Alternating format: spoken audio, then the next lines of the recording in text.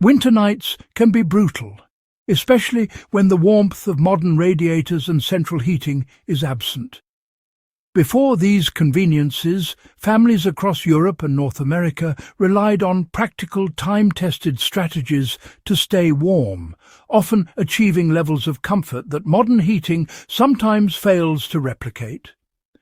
Today, we'll explore these old methods, breaking them down step by step so you can apply them to your own winter routines. Don't forget to subscribe, like the video, and leave a comment with your own strategies for staying warm at night.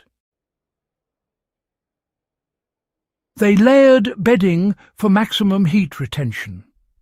Families didn't simply throw a blanket over themselves. They layered strategically using multiple blankets, quilts and feather beds arranged in a precise order. The heaviest blankets went at the bottom, closest to the mattress, to trap body heat rising through the layers. Lighter blankets or quilts were placed on top, creating a gradient that held warmth while allowing movement. For survivalists today, this method can be replicated with thick comforters or wool blankets, layering them in order of density to trap heat effectively without overheating.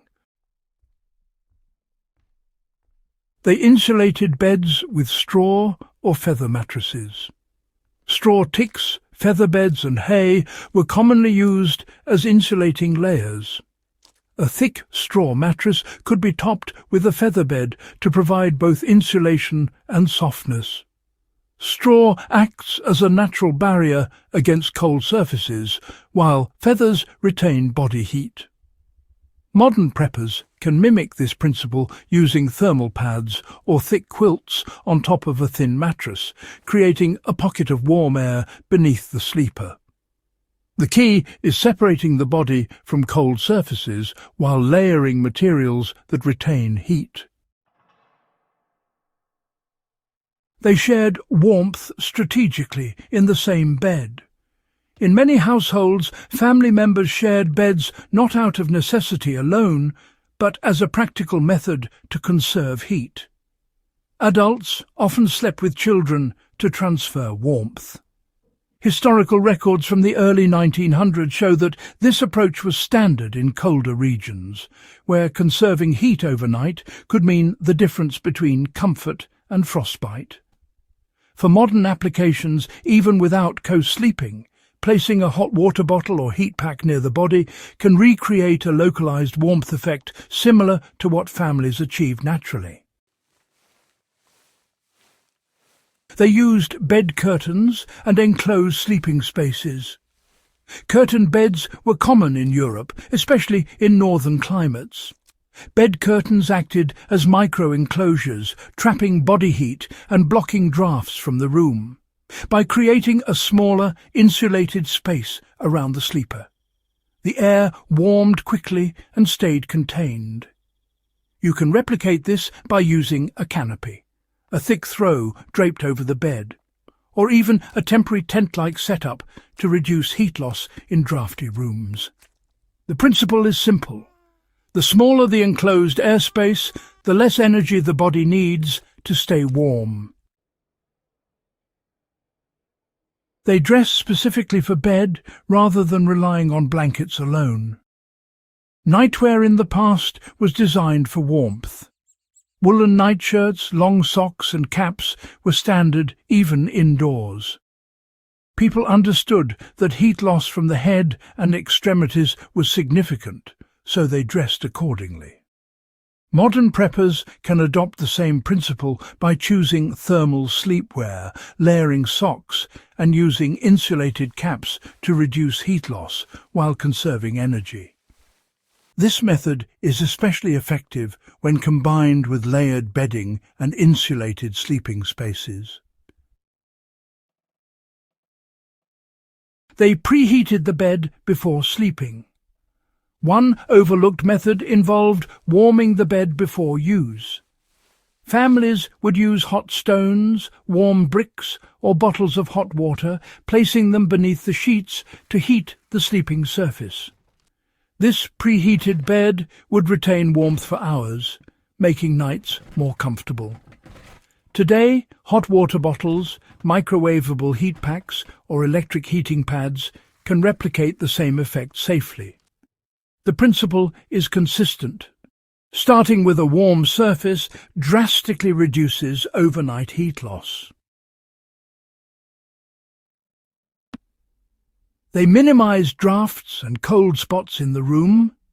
Winter houses before radiators were, well, often terribly drafty, and families learned to counter this by sealing windows with cloth, using thick curtains, or even placing furniture against walls to block airflow. Beds were positioned away from exterior walls and near interior walls to maximize retained heat.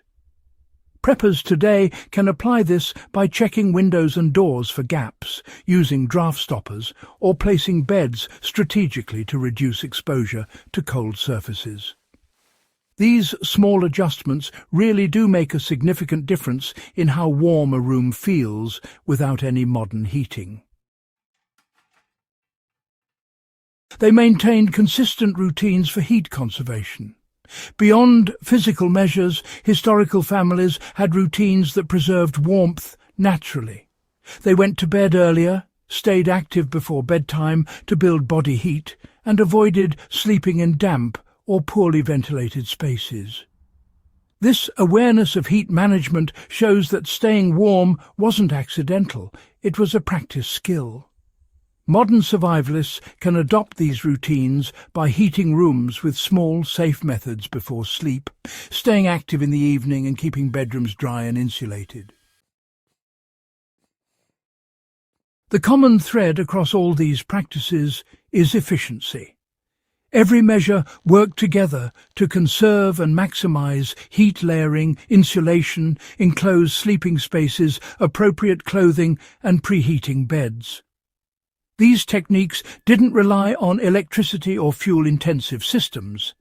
They were practical, sustainable, and, well, remarkably effective. Understanding these methods is not just historical curiosity, it's survival knowledge. You can apply them today to save energy, reduce reliance on central heating, and stay genuinely warm even in the coldest winter nights. Layer strategically, insulate the bed, preheat your sleeping space, and dress for warmth. Combine these measures and you'll experience comfort that modern systems sometimes fail to provide. For those serious about winter preparedness and historical survival techniques, adopting these practices can make a real difference. Share your own adaptations in the comments, like the video if you found these tips valuable, and don't forget to subscribe to Warfield Prepper Chronicles for more practical, history-based strategies for thriving in winter.